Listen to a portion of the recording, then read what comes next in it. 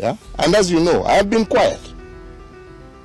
But being quiet does not mean I will not defend my family.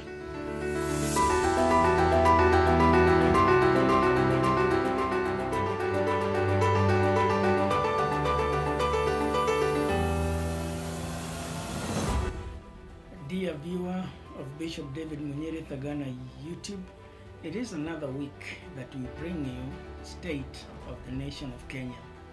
In our previous episodes, we have looked at Kenya as a drinking nation. Sadly, many people have been drinking and lost their families, lost their jobs, lost their health, lost their sobriety. And consequently, the nation of Kenya has suffered a huge blow from this drinking, especially illicit brew, and has all culminated into great and major mental illness.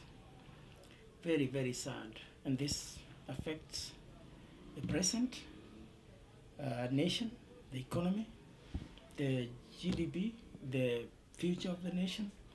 It is sad even to hear that in some counties, the early childhood development schools have no children because the men drank so much that they could not even bear children. The men drank so much that they had no time to spend with their wives. The women too are drinking so bad that they don't even realize the discipline and the habit of raising children.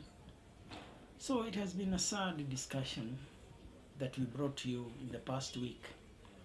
But this week we want to bring you hope for Kenya. This week we bring you hope for Kenya.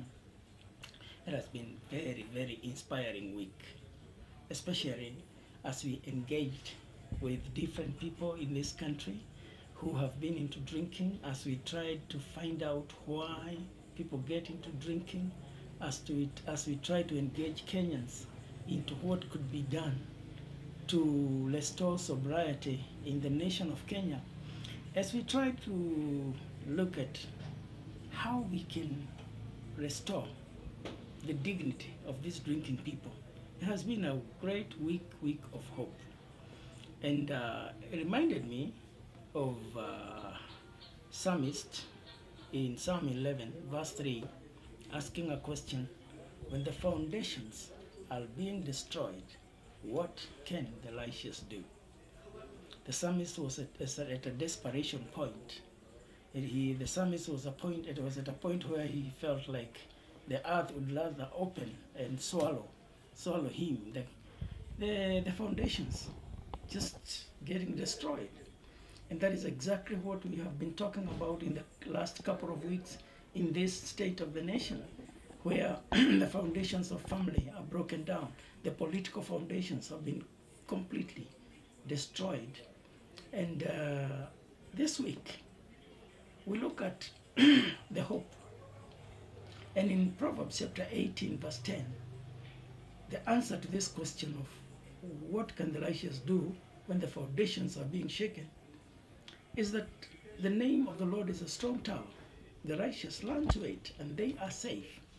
So even when the foundations are being shaken, the righteous can run to the name of the Lord, the strong tower.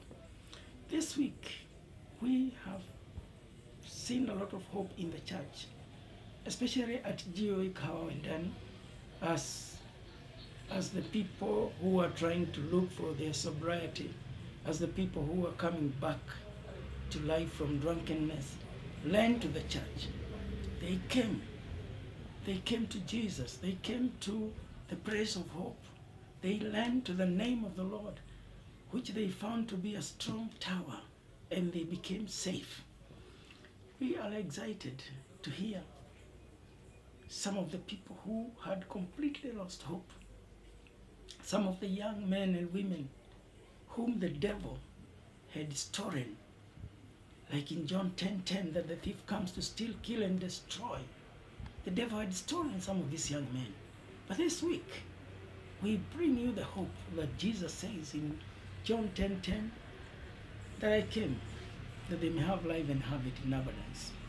While the thief steals, kills, and destroys, and we have seen a lot of that in the destroyed foundations of the young men and women through drinking, of the politics, of the economy. As we have watched that part of the thief stealing, killing, and destroying, we have this week also watched the second part of John 10:10. I, Jesus says, have come that they may have life and have it in abundance. Well, listening to a man who had completely lost it, left and terminated his university education because of drugs, selling drugs and drinking, and becoming a drug peddler. Hearing how this man came back to the Lord. That now it has been 5 years, he has not drunk. That now it has been 5 years, he has gone back to the university, and he's preparing for his graduation, and he is preparing to get married. Restoration of marriage, restoration of terminated education, deferred learning. When I was growing up, nilikuwa naona watu wakilala kwa mtaro, na nilikuwa najiuliza how useless can you be ili ulale kwa mtaro, until nikajipata mimi kwa mtaro. Na mtu analalanga kwa mtaro kwa sababu umeslide ukaingia ukashindwa kutoka juu umelewa, unaona. So I drank for 7 years. I had my first drink when I was in Form 2. And then luckily my grades were quite okay. I got myself into the University of Nairobi to study economics. Now the first semester was okay. Alafu the company, wale watu nilikuwa na jisurround nao, unajua nikapata marafiki within the first semester, and by the second semester ikakuwa naendanga shule, si kwenda kusoma, nilikuwa naenda kuuza. I used to sell weed, that is bangi shule. So vitabu zangu za campus in the middle zilikuwa a place whereby I would cleanse weed and sell to my fellow student. And I built a very successful pipeline in various universities, in especially private universities. And my drinking got so bad that I failed at being a drug peddler. Juu nilikuwa napata nimetupa stock. Unapata nimeshindwa kufanya deliveries, and my parents would pay me school fees. Wananipatia school fees niende nilipe, napata hiyo ndio capital, unaona. And then the alcoholism just kept getting worse. Once I started drinking, I couldn't stop, unaona. So pole nilianza nikikunywa vilabu ziko na majina West wapi. By the time nilikuwa na ikafika mahali nilikuwa na kunywa kwa club zenye ziko na curtain, alafu ziko na chupa tuwili hapa chomaji ili isipeperushwe na upepo. You know those bars around, pubs zenye hazina majina, unapata kunaitwa kwa Wambo, si ndio? Yeah. So even the kind of people nilikuwa nakunywa nao wakachange, unaona. Nilikuwa nakunywa wasichana wenye nakunywa nao hawana meno, unaona. Yeah. Unaona. Alafu the men unapata either si makanga ni assistant wa makanga, si unaona. Wanaitangwa makamagera huku mtaani. So you can just imagine a student of the School of Economics, University of Nairobi, nakunywa na makamagera. Sasa it even got worse because sasa nilikuwa na waomba pesa. Nawaambia unaweza nitoa lock. Unaona? So you can just imagine how low that went. Nikakuwa mlevi wa slippers. Juu ukiniambia kiatu yangu ni mzuri na kuuliza uko na pesa ngapi. Unanipata? I brought a lot of shame to the family as a whole. So as I went down, they saw that probably ni responsibility sina. So we had a construction company, and we got a contract with the government to go and build roads huko Bomet kwa Kalenjin. So it was a contract worth 13 million Kenya shillings, and I was put in charge of it. So nikasema acha mimi nishuke. So when I went there, I stayed sober I think for a week. After that nikaanza kukunywa pombe za kienyeji huko, and by the time that I was being fired, imagine I worked there for 2 years and I didn't buy myself from working on that project even socks, sikutoka hata na socks huko. And by the time, because we, you know how you take a loan from the bank to finance business, our house was up for auction by the time I was being fired from our family business. So in 2018 I came back to Nairobi. Nilikuja safari ya about 4 hours. I took about 2 days. Nakuja nasimama Narok, nakunywa, napigwa, naibiwa, napigana, nashuka Mai Mahiu, napigwa. So finally I got to Nairobi, and I got in contact with my uncle. Akanipeleka counseling, and I was referred to Alcoholics Anonymous in 2018. And for the past 5 years, I've not had a drink by the grace of God. So ile shule yenye nilikuwa nimeachana nayo, right now as we are speaking at the University of Nairobi, I'm preparing for my graduation. Kama ni kazi, I got some opportunities, and now I'm a working man. Unaona? Actually 2 months ago I did my traditional wedding, ile Wakikuyu wanaita rorashio. So now I'm planning for my wedding, and up to the most important thing for me today out of all that is I have a relationship with God. Yeah. And through that relationship I have been useful to my family, to my church, to society, to my fellow human beings. And today I can walk as a free man in society. And this program has made the environment for me to thrive, for me to grow, and for me to know how to pursue a relationship with God. So thank you very much. There is hope for Kenya. There is absolutely hope for Kenya. Hearing a woman say that she had completely lost anything to do with family and children, and all she thought was about drinking, and that now she is celebrating that she has had quite a good time when she has not been able to drink, she has not drunk. She's beginning to get restored.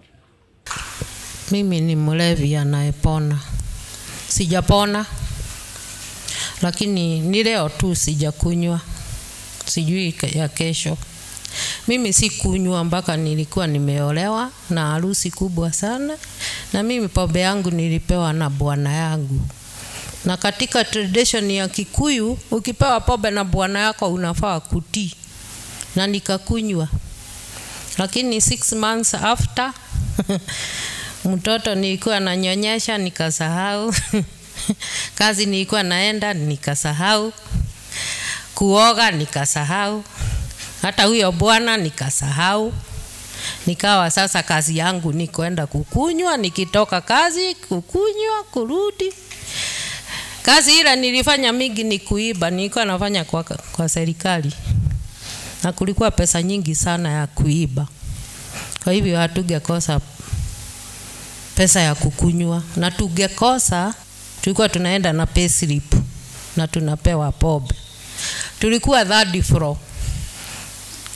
Boss anafunga mlango tusitoke. Tulikuwa walevi wengi kwa hiyo ofisi. Anafunga mlango tusikunywe masaa ya kazi. Lakini sisi ni nani? Kuna mama moja alikuwa anakuja na hizi quarters pombe hii to whiskey, anajaza kwa choo, kwa sister ni ya choo. So mimi nikienda kwa choo nakunywa, narudi nina struggle. Siku moja tukasema ni T-girl ameweka bangi kwa chai na akafutwa. Sasa pombe ilifanya harusi yangu hiyo mzuri hivyo iende, kazi yangu mzuri iende, watoto kasahau. Bahati ya Mungu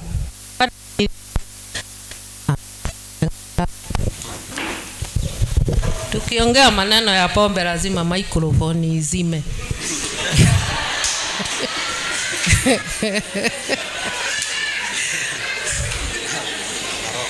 Wakati tumepigana sana kwa sababu hiyo ndio ilikuwa sport yetu. Tukikunywa, bwana yangu akikunywa, mimi nikunywe, ni vita tu. Tukawachana, ilibidi tuachanishwe na mhubiri. Tukaambiwa hii mtauana na tena mtaua watoto. Kwa sababu tulikuwa tunachukua watoto tunapiga yule mwingine na mtoto. Ndio ilikuwa throwing objects. Watoto wangu walikuwa na chini ya kitanda na ni boys. So tukaambiwa tuachane. Hiyo ndio ilikuwa bahati yangu. Kwa sababu mahali nilienda nikiwa kwa hiyo depression. Nilikuwa nimekaa huko nyuma, nikasikia mhubiri akisema kama wewe unaishi na mlevi na ungetaka kujua vile utaishi na yeye na amani, kuja kwa meeting. Nikasema hiyo ni mzuri. Hiyo hainihusu. Sini bwana yangu alinionyesha kunywa pombe. Kwa hivyo ni yeye naenda kustaki. Akasema the second sentence, sikusikia hiyo ya pili. Kama wewe unakunywa na unaona maisha yako imeharibika, kuja kwa meeting. Hiyo sikusikia. So mimi nilienda hiyo Wednesday nikiwa kwenda kustaki bwana yangu. Nikaulizwa umewahi kunywa? Nikamwambia si kila mtu anakunywa. Kaambiwa kuja Saturday. Nilikuja hiyo Saturday. Na kutoka hiyo Saturday sijawahi rudi nyuma. Nilipata program, nikaweza kusaidia huyo bwana yangu kupata program. Watoto wangu wakaingia kwa program tunaita Alatini ya familia ya watoto wale wameishi na walevi, wazazi walevi, kwa sababu pia wao wanaathirika. Wakaingia kwa program, sisi wote tukaingia program. Na sisi wote tuko sawa sasa. Si ni hivyo? Anthony, mimi mtawaliwa wa madawa ya kulevya na mlevi pia. Ningekuja hii community, mimi niko hapa KU, kwa long time, bado niko hapo. Na niliingia kitambo sana, na sijamaliza. Na miaka 3 iko 3 years ago. Nilikaa tu hivi nikasema, nilikuwa nakula school fees, siendi shule, sifanye nini. So najua penye madawa inafanyia. Na uko na kila kitu umepewa kila kitu nataka, chakula, hata usiende kazi, wewe soma. Na una madawa inafika mahali na kushika na kuchapa hadi nilikata siku moja nikasema ama nisiende class. Na nikaacha kwenda na nikafukuzwa. Lakini nikakaa miaka 3 nikiteseka huko nje nini, ndio mwisho nikakuja nikapata sasa na bwana, na nikapata na the rooms na rehab, hadi mzuri ndio rehab na nikasaidika na nikakuja kwa soba. Sasa hii tangu January 4th nimekuwa soba, so miezi 6 kuelekea wiki 2. Na nimeona baraka kutoka kwa hizo miezi 6 pekee yake, kwa sababu kuna siku singedhani ningeacha. Lakini juu hizi mapedla wote wako huko area inakwambia kwa yangu, so naijua, so hata ina hit home. Ina hit home sana. So kama iko mtu naweza kuja leo na iko information naweza sipeana, hata kama mtu mmoja naweza saidia wote, lakini kama iko kitu naweza saidia in any capacity itanisaidia, kwa sababu as we speak sai niliapply hapa KU tena, nika apply appeal na wakaniambia wewe rudi umalizie penye uliacha. So hiyo ni kitu inanifurahisha sana na inanipatia motisha, kwa sababu sasa September narudi nimalizie penye niliacha, na naomba tu kama niko kila siku tuna 24 hours tu, lakini nikiweza kufika penye nataka kufika na nikiendelea na hivyo itakuwa sawa. Otherwise nimeshukuru kwa welcome na asante kwa hearing some young men, very bright, very intelligent, that they had lost it. But you know what has given me a lot of hope this week It is to hear these men say that the greatest joy that I have, that my greatest celebration is that I have found joy in the Lord, that I have found hope in spirituality. That testimony is powerful. That to hear them say that my greatest achievement is a relationship with God. Powerful testimonies. And you know, when the Bible talks in the book of Revelation that they overcame him by the word of their testimony, their mouth, they did not love their flesh and the blood of the Lamb. These testimonies that we are hearing this week from these young men and women who have been drinking throughout, who are now recovering and in their sobriety, they are testimonies that even the devil himself is shaken. And we have no doubt in our mind that Kenya is going to come back to sobriety, that these young men will be restored back to their education, and we speak hope for Kenya in the name of Jesus, that there will be many more men and women like these who say enough is enough of drinking, enough is enough of drug addiction, enough is enough.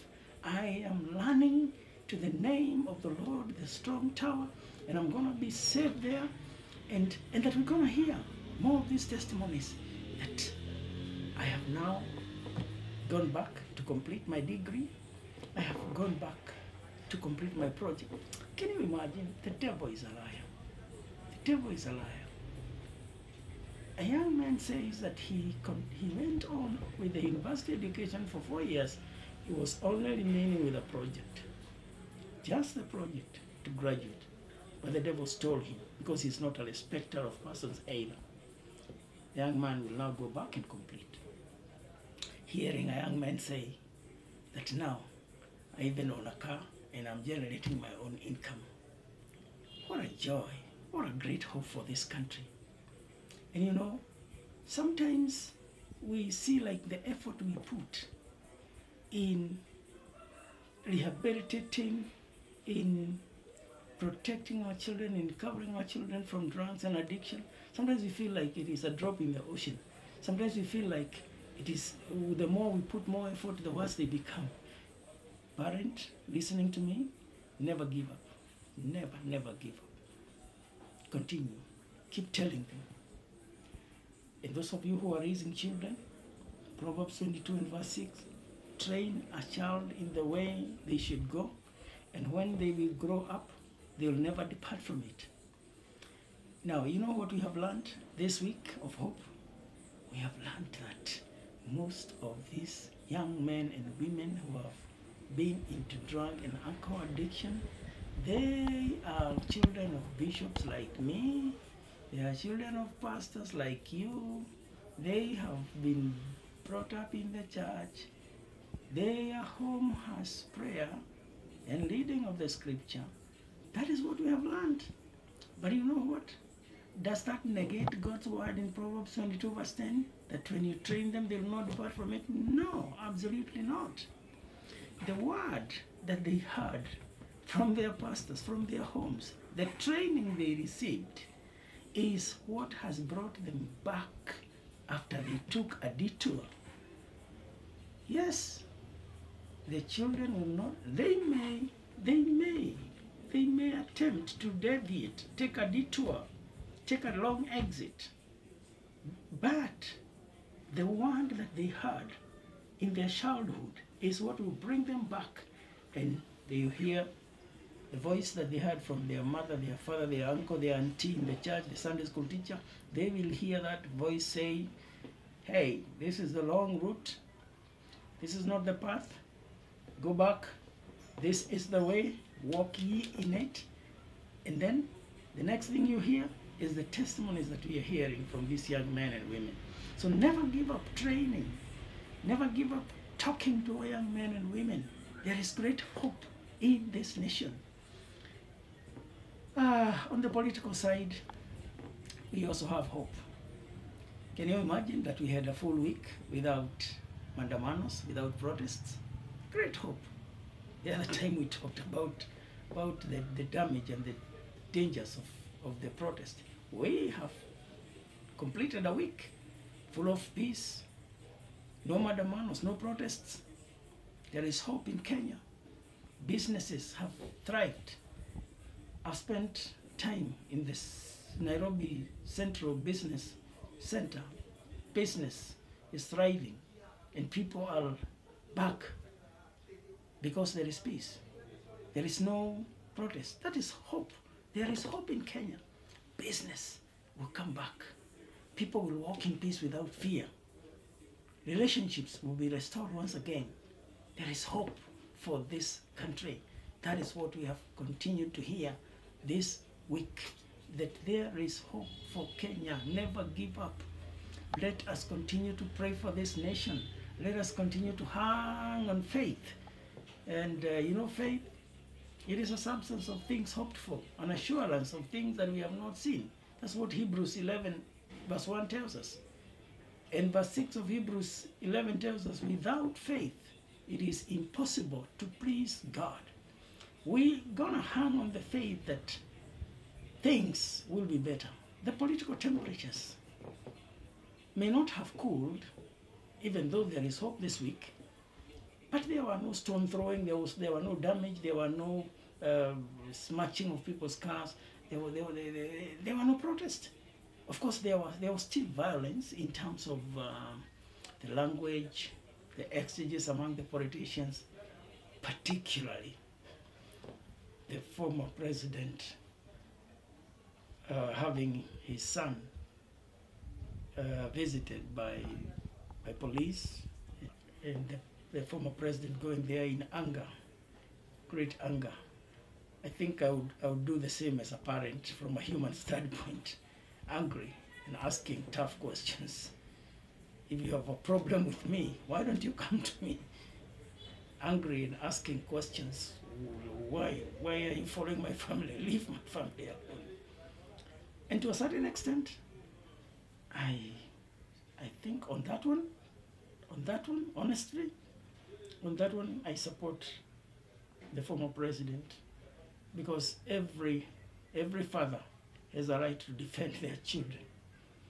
Every child has a right to defend their parents. So when the president says, leave my mother alone, come for me, leave my son alone, come for me, I think he is demonstrating a good father. That's a plus for him. And it is important, Kenyans, that we learn to distinguish between family, personal and private matters, and politics. Because honestly speaking, it doesn't look very nice when the mother of the former president is threatened or feels insecure. All these stories of the guards being withdrawn, security being withdrawn. I think we need to give the elderly people their space and their respect, whether both from a Christian perspective and an African traditional perspective. Respect for the old is automatic. It is part of our moral fiber. So on that particular angle, through the week, there has been those political temperatures surrounding the family of the former president and the son and the mother. Other than that, of course, there is those exchanges. But my fellow Kenyans, we seem to be very aggressive on social media. A lot of insults, bad language, vulgar, pointing fingers at each other, throwing stones in the media. That is not right, and it is not healthy for our nation. As much as we may not have had violence in the streets of stone throwing, I think we jumped to the social media, and that was the battlefield through the week. And it is important that we realize that what we post can be like pouring petrol and lighting a fire. And once you light the fire and starts burning, sometimes it can burn beyond your control. So it is important that we, before we like something on the social media, and even before we hit that said button, let's ask ourselves, is the recipient or the audience going to be built or destroyed? Is the recipient going to be made happy or unhappy? Angry, sober? And these are the same things that are causing the mental illness in this nation. Some of the things that people keep looking at in the media throughout, the social media, the language. We need to be careful what we put out there. Let's make this country a better place for all of us. Other than that, we have had a great week of hope, and I thank the Lord so much for giving us a peaceful week, an indication that there is hope for Kenya. There is hope for reconciliation. There is hope. The rains are back in some parts of the country, and so we are able to see green in the farms, harvest some maize in some places. So even if the cost of unga doesn't come down, though it should, we can eat other things that have grown because of the rains. So there is hope. There is hope. We're gonna get back to agricultural situation where we're gonna get food, and some of these struggles will be over because God is watching over us. I love Kenya. I love the people of Kenya. I love the friends of Kenya. I believe there is hope. Hope, hope, hope in Jesus Christ. There is hope for business. And because of that, we're going to spend the last Sunday of July, the last Sunday of this month of July, we're going to spend it at the GOA headquarters, empowering the business people, just debating and listening to God on how we can help the people who are struggling with initial capital, the SMEs, and the medium enterprises also, how we can empower them, how we can mentor them, how we can walk alongside someone